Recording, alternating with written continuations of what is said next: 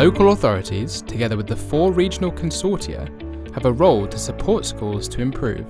The consortia are increasingly focused on supporting schools to understand curriculum reform. Each region has designed a way to support schools and to identify strengths and areas for development. But with their focus heavily on supporting schools to develop pupils' literacy and numeracy, support to develop pupils' digital competence is comparably weak. A new national resource to support school evaluation and improvement is being developed.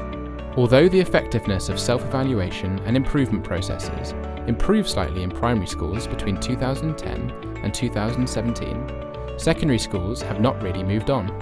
The new resource will help schools to achieve effective evaluation and improvement that has a consistent focus on achieving the best standards and well-being for all pupils, is an ongoing process ingrained in school culture, is linked closely with professional development, involves all staff, and is honest. Schools are now working in different ways to deliver education. Reorganisation has increased recently and led to many success stories.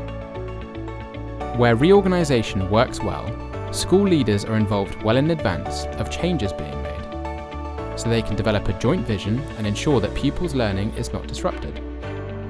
Federated schools and all-age schools are becoming more common across Wales. In federations, a clear vision by governing bodies, senior leaders and local authorities is vital for success. Cymraeg 2050 will also bring change, with both English medium and Welsh medium schools playing a central role in achieving the government's target of 1 million Welsh speakers.